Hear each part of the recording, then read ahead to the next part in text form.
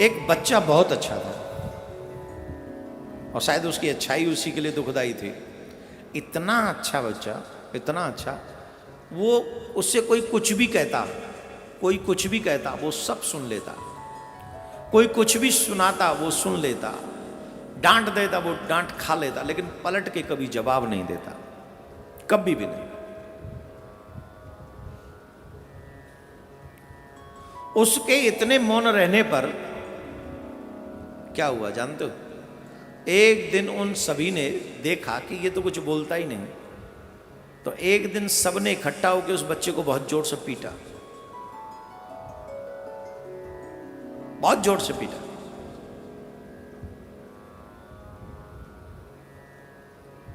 उसने फिर भी शिकायत नहीं की, बात पहुंच गई कि फलाने बच्चे को इन लोगों ने पीटा है।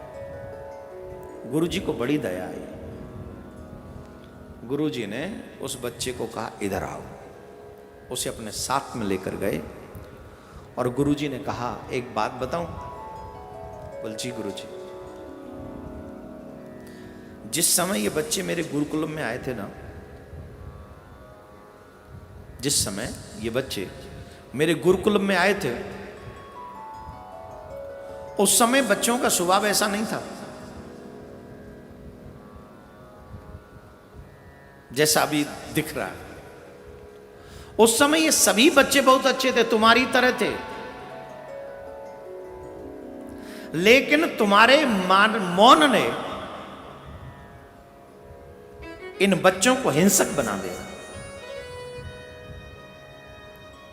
जब इन्हें यह पता चला कि तुम कोई प्रत्युत्तर करोगे ही नहीं, तो इनके मन का जो भय है वो मिट गया।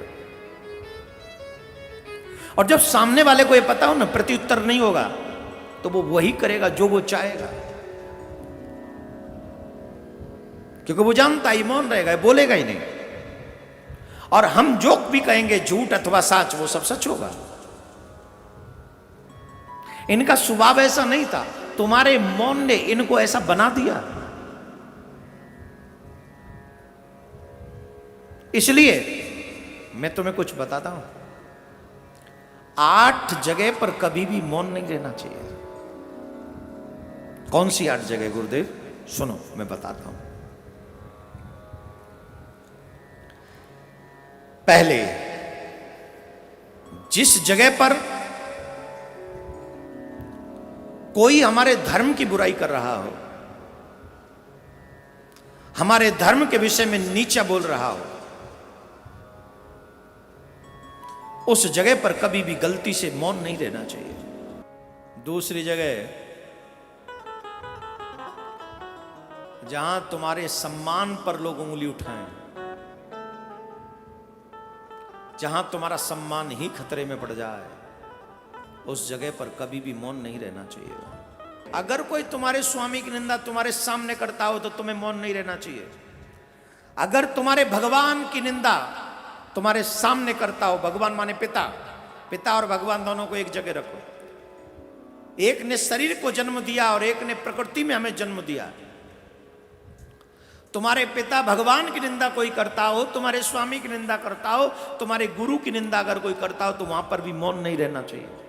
इन दोनों की निंदा अगर आप सुनते हो तो तुम्हें पाप लगेगा।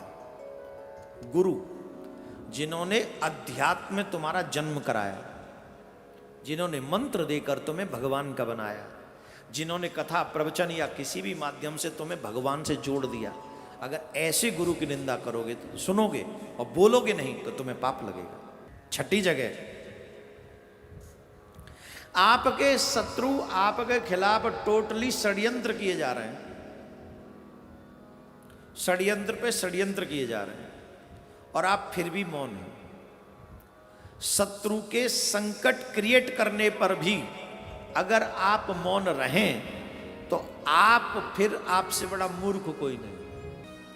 सातवीं थोड़ी सातवीं जो समस्या है, वो थोड़ी गृह परिवार की है। बेटा बेटी पत्नी अगर स्वेच्छा से अपने आचरण से कभी भी मन करे आए, कभी भी मन करे जाए, जो मन करे खाए, जो मन करे वहीं जाए, जो मन करे वही बोले, जो मन करे करे, और फिर भी घर का स्वामी मौन रहे, ये भी अपराध है।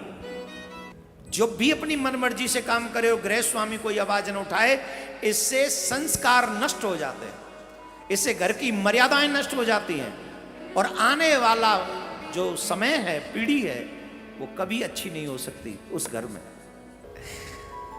8वीं बात बताऊं, बहुत अच्छी बात है, बहुत अच्छी बात है। मेरे अपने रिलेटिव्स, मेरे ब्रदर सिस्टर या एनी जो मेरे रिलेशन में है, उनके खिलाफ अगर कोई षड्यंत्र कर रहा हो या उनके खिलाफ कोई बात कर रहा हो, अच्छा जिसके खिलाफ कर रहा है उससे मेरी बन नहीं रही, ये भी संभव है, ये मान लो यही संभव है कि जिस रिलेटिव के अगेंस्ट या मेरे भाई के अगेंस्ट या मेरे पिता के अगेंस्ट या मेरे चाचा के अगेंस्ट या मेरे चाचा के बच्चे के अगेंस्ट जो बात चल रही है या षड्यंत्र चल रहा है और उससे मेरी बन नहीं रही, और षड्यंत्र कोई कर रहा है, बात कर रहा है या कोई उल्टी सीधी बात बोल रहा है, तब भी मुझे वहां चुप नहीं होना चाहिए। रीजन, अगर मैं वहां चुप रहा, हो सकता है मेरी आज न बन रही हो, कल बन जाए, लेकिन मेरे घर वालों के खिलाफ, मेरे अपनों के खिलाफ कोई बात करे और मैं मौन रहूं, तो ये समस्या एक दिन घूम कर मेरे पास तक आएगी। इसीलिए हमारे लोग कहते हैं कि कोई मेरों के खिलाफ, अपनों के खिलाफ ऐसी बात करे तो हम घर में चाहे 100 बार लड़ लें, लेकिन जब बाहर वालों के साथ लड़ें तो एक साथ एक मुट्ठी बांध कर लड़ना चाहिए, जिससे बाहर वाले तुम्हारे साथ टिक ना सकें। तो तुम्हारे घर वालों पे कोई उंगली उठाए तुम्हारे आगे और तुम मां मौन रहो, तो समझो कि एक विपत्ति काल तुम्हारे सर पे आने वाला है। बोलो राधे राधे। ऐसे नहीं, जोर से। तो इन 8 जगहों पर हमको कभी भी मौन नहीं रहना चाहिए। सियावर रामचंद्र की, बोलो शंकर भगवान की जय।